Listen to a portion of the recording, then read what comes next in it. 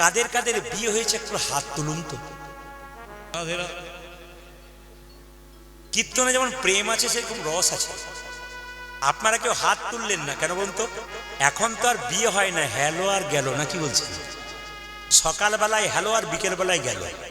আচ্ছা কিছু মনে করবেন না, এইদিকে এইদিকে তাকাবেন, খুব মজা আছে কীর্তনে কিন্তু। এইদিকে বাচ্চাদের শব্দ বন্ধ করুন। কি বললাম মায়েরা? বিয়ের কথা বললাম না? আচ্ছা বিবাহ মানে কি? বিশেষভাবে ভার বহন করা। কিন্তু একজনকে জিজ্ঞেস করুন বিবাহ মানে কি, বলছে বিপদ বাড়ানো হলো। আমাদের ওখানে একটা ছেলে 18 অজ্ঞান বিয়ে করেছে, আমাদেরই ভাইয়ের মতো। ওকে জিজ্ঞেস করলাম, হ্যাঁ রে তোর বিয়েতে ভালো গাড়ি করিস নি, অ্যাম্বুলেন্স আসছে কেন? বলছে দাদা এবার তো অসুস্থ হবো তাই অ্যাম্বুলেন্সে চেপে বিয়ে করতে শুরু করলাম। বাড়ি ওকে জিজ্ঞেস করলাম তোর স্ত্রীর বয়স কত? বলছে আমার 25 ওর 32। বললাম তোর 25 ওর 32 কেন? বলছে এখনকার মেয়েরা তো স্বামীর নাম ধরে ধরে ডাকে, ওই জন্যে আমরা দুজন যদি রাস্তাতে যাই, যদি স্বামীর নাম ধরে ডাকে, আমার নাম ধরে ডাকে, বলে এই তাপস, আমি বলবো যে কোনো অসুবিধা নেই, আমার চাইতে 7 বছরের বড় ডাকা, অসুবিধা নেই। মায়েরা এখনকার মেয়েরা স্বামীর নাম ধরে ডাকে, আপনাদের এখানে ডাকে না? না এখানেও ডাকে? বা এরা বলছে না না একবারে ডাকে না, দুঃখ করে বলছে। অনেকে না না যা করে বাড়ি না গেলে বুঝবেন না। ও মায়েরা, আমার মায়ের বয়স ছিল 80 বছর। এই যে দেখাবেন, আমার মা বাবাকে কোনদিন নাম ধরে ডাকিনি। কি বলতো? শুনছো প্রদীপের বাবা? আমার দিদির নাম ছিল দুর্গা, শুনছো দুর্গার বাবা? এটা বলতো। আবার আমার কাকিমা, তিনি বেঁচে আছেন, শুনলে চমকে যাবেন, তিনি আবার প্রায় 65 বছর বয়স। তিনি বললেন প্রদীপ তুই তো গুরুমন্ত্রে কথা বলিস, তো গুরুমন্ত্র নিয়ে নেবো। গুরুদেব এসছে, গুরু বাবাকে ডাকলাম, মানে বাবা মন্ত্র দিয়ে দিন কাকিমাকে। কাকিমা মন্ত্র নিয়েছে, মন্ত্র নেবার সময় গুরু বাবা বলেছে এক কাজ করো। বা বলে কি? গুরুমন্ত্র জপ করবো, মহামন্ত্র জপ করো। জানবেন আপনারা যে গুরুমন্ত্র জপ করবার আগে কিন্তু মহামন্ত্র জপ করতে হয়। আর যে গুরুমন্ত্র জপ করবেন, গুরুকে আগে স্মরণ করতে হয়, তবে গুরুমন্ত্র জপ করতে হয়। গুরু বিনা যে জন গোবিন্দ ভজে সে পাপী নরকেতে মাঝে। খুব মাথায় রাখবেন, সংসারে চলার পথে আপনি ধর্মকর্ম করছেন, উল্টো পাল্টা করবেন, আপনার হবে না। আপনাকে ব্যায়াম শিখতে হবে আইনে, বেআইন শিখলে আপনার রোগ হয়ে যাবে। আর যে আইনে শেখেন আপনি রোগ মুক্ত হবেন। সেরকম ধর্ম করবেন, লাইনে করবেন, বেলাইন হলে কিন্তু আপনার আরো দুঃখ বেড়ে যাবে। আইনে এই জন্য কীর্তন শুনতে আসতে কেন? আপনার জেনে যাবেন, শিখে যাবেন কিভাবে পথ চলতে হয়, কিভাবে গোবিন্দের প্রসাদ পেতে হয়, এগুলো শিখতে হয়। তা আজকে বলে রাখি, আপনার মন দিয়ে শুনবেন, যে জায়গায় বসে আছেন। গুরুদেব আমার কাকিমাকে বলেছে আমি গান করতে গেছি, বলেছে শোনো মা, গুরুমন্ত্র জপ করবাগে 16 নাম 32 অক্ষর বলতে হবে, হরে কৃষ্ণ মহামন্ত্র বলতে হবে। আমি গেছি গান করে, কাকিমা এসে বলছে বাবা প্রদীপ মন্ত্র নিয়ে নিলাম। বললাম খুব ভালো করেছো। বলছে একটা জায়গায় গন্ডগোল হলো। বলে কেন? গুরুদেব বলেছে যে গুরুমন্ত্র এই যে বলছে গুরুমন্ত্র জপ করবার আগে হরে কৃষ্ণ মহামন্ত্র জপ করতে হয়। তো বললাম করো, কোনো অসুবিধা নেই। কি অসুবিধা আছে? বলছে না, সবটা বলি এক জায়গায় আটকে যাই। বলে কি? হরে কৃষ্ণ কৃষ্ণ কৃষ্ণ হরে হরে, তারপর তোর কাকার কি নাম বটে তুই তো জানিস? কাকার নাম কি? জেনে বলুন। রাম। বললাম কাকিমা কাকার নাম রাম, তাতে কি হয়েছে? তুমি বলবে, কোনো অসুবিধা নেই, তুমি বলবে। বলছে না না, তুই যতই কীর্তন করা, তুই 1000 লোককে বোঝা, তোর কথা আমি শুনবোই না। বলে কেন? আমার 14 বছর বয়স বিয়ে হয়েছে, আমি স্বামীর নাম করি নাই, করবো না। তাই তোমাকে তো হরে কৃষ্ণ মহামন্ত্র ভজন করতে হবে। বলছে আমি একটা বুদ্ধি করেছি। বলে কি বুদ্ধি? আমার তো 7টা ছেলে মরে যাওয়ার পর একটা ছেলে হয়েছে, তার নাম ফেলারাম। আমি আজ থেকে বলবো হরে কৃষ্ণ কৃষ্ণ কৃষ্ণ হরে হরে, হরে ফেলার বাবা, হরে ফেলার বাবা। বাবা রে কাকিমা, তোমার কি কীর্তনে মজা আছে, কিন্তু এই রস যদি ঢালতে শুরু করি আপনারা বাড়ি যাবেন না। কিন্তু কি করবেন? এই 15টা বেজে গেছে, কিন্তু কি করবো বলুন? 15টা বাজছে, 9:30 না, আপনার ঘড়ি ফাস্ট আছে। মনে নয়, এইদিকে দিয়ে সবাই লক্ষ্য করবেন, যে যেখানে বসে আছেন মন দিয়ে শুনবেন। স্লো আছে আপনার ঘড়ি, হ্যাঁ ফাস্ট নেই, স্লো আছে কিন্তু। এই দিয়ে তাকাবেন। কি বললাম জোরে বলুন?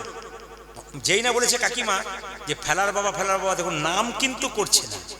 এইদিকে আমরা, হ্যাঁ তোর স্ত্রীর বয়স 32 আর তোর 25 কেন? বলছে আর একটা কারণ আছে। বলে কি? এখনকার মেয়েরা মাঝে মাঝে স্বামীকে 2-4 থাপ্পড় দিয়ে দেয়। যদি আমাকে দেয় বলবো আমার চাইতে 7 বছরের বড়, দিয়েছে, কোনো অসুবিধা নাই, কোনো অসুবিধা নেই। আচ্ছা মায়েরা, এই যে বিয়ে করতে যাই, কিছু মনে করবেন না, এটা কিসের মালা? জোরে বলুন, জোরে বলুন, কিসের মালা? রজনীগন্ধা। এর ফাঁকে ফাঁকে কি আছে জোরে বলুন? গোলাপ। আচ্ছা মালা বদল করবার সময় আকন্দ ফুলের মালা থাকে, আর এই মালাটা মাঝে মাঝে বদল হয় মন্দিরে। তো দেখুন সবাই তাকান, এই গোলাপটা থাকে কেন? একটা কারণ কি বলুন তো? গোলাপ কাঁটাতে জন্মায়। আসলে গোলাপটা গলায় দিয়ে বলতে চাইছে স্বামী স্ত্রীর মধ্যে মাঝে মাঝে ঝঞ্ঝাট হবে, মাঝে মাঝে মানে একটু খোটাখুটি হতে পারে, ঠোকাঠাকি। কিন্তু গোলাপ যেমন কাঁটাতে জন্ম, গোলাপ যেমন প্রেমের ভালোবাসা একটা রঙিন জিনিস, যতই ঠোকাঠুকি হোক আর একটু ঝগড়া হোক, গোলাপের মতো রঙিন যেন ভালোবাসা আমাদের হয়ে যায়। শিক্ষা আছে। এই যে মালাতে রজনীগন্ধা ফুল, বলছি এই মালাতে যত ফুল সব তোমার গলায় দিলাম। তার মানে কি, আমার আত্মীয়, এই ফুলগুলো হলো আমার আত্মীয়, আমার আত্মীয়ের দায়িত্ব তোমার গলায় দিলাম। আর তোমার মালাতে যত ফুল তোমার আত্মীয়, আমি আমার দায়িত্ব নিলাম, আমার আত্মীয়ের দায়িত্ব তুমি নিলে। সত্যি কি মেয়েরা আত্মীয়ের দায়িত্ব নেয়? যখন দেখবেন শ্বশুর বাড়ির কেউ আসে তখন বলে যে বৌমা আমার বাবার বাড়ি থেকে আসছে, বাবা আজকে যা কোমরে ব্যথা, দেখবেন বলে না মায়েরা। আর যখন বলে যে আমার বাবার বাড়ি থেকে কেউ আসছে, কি বলছো তুমি, আজকে তুমি কি হাটে কি আছে সব পাকা গিন্নি হয় না। আমি একটা প্রমাণ দেখেছিলাম, একবার বন্ধুর বাড়ি গিয়েছিল বর্ষাকালে, বন্ধুর স্ত্রী গেছে ভোজ বাড়িতে, এর বন্ধু ফোন করছে ওর স্ত্রীকে, শুনছো আমার বন্ধু 2 বছর পরে এসছে, এসো বাড়ি তাড়াতাড়ি, লুচি করতে হবে, সবজি করতে হবে। তখন ওখান থেকে বলছে আপনি যে ফোনে ফোন করছেন তার এখন অনেক দূরে আছে আর কি, সুযোগ পাওয়া যাচ্ছে না, আউট অফ সার্ভিস। মানে বুঝতে পারছেন তো, নিজেই বলছে আর কি। তার মানে কিছু করবেন না। না, আপনারা খুব লক্ষ্মী মেয়ে, আপনারা অবশ্যই করবেন, ভালো করবেন। তবে শেষ কথা একটি বলে যায়, যে যেখানে বসে আছেন এই কথাটি শেষ বলে কিন্তু আমি লীলাতে চলে যাই। আচ্ছা মায়েরা, আজকে কীর্তন করতেছে যে বাড়িতে আমার বাসা, এরা সবাই জানে না, এরা এখানে সেই উদ্বোধন চলছিল, তারপর আপনাদের ওই দান চলছিল। আমি আরে ঘুমাচ্ছি, একটি ছেলে আমার পায়ে গিয়ে সুসুরি দিচ্ছে, 26 বছর বয়স। তা আমি দেখলাম পায়ের ওপরে কি চাপলো, দেখলাম না কিছু চাপেনি, ওখানে সুসুরি দিচ্ছে। মানে দাদা জাগুন, দাদা জাগুন। বললাম কি হলো? দাদা আপনার কাছে তাবিজ আছে। তাবিজ কিসের গো? বলছে তাবিজ মানে মাদুলি। বলে কেন? মানে আমার স্ত্রী না বিয়ের পর আমার দিকে ভালো করে তাকায় না খালি। আমি বললাম তোমার বিয়েতে ক্যামেরাম্যান ছিল? বলছে 2টো ছিল, ওই বেটারাই গন্ডগোল করেছে।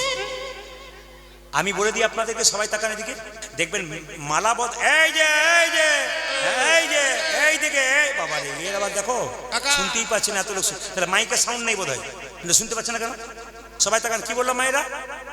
মালা বদল যখন হয় তখন কাপড় ঢাকা দেওয়া হয় না? জোরে বললো হ্যাঁ না না। যখনই দেখবেন মালা বদল হয়, মেয়েটি যখন স্বামীকে মালা পরায়, আর একটা দেখবেন বিয়ের আগে কি ঢাকা হয়, চোখে বলুন কি ঢাকা দেয়, জোরে বলুন। আচ্ছা এতজন বিয়ে করেছেন, কান ঢাকা দেওয়া হয় কেন? আর বলবেন না তখন ঢাকা নিয়ে ফেলেছি আর আমার মনে না।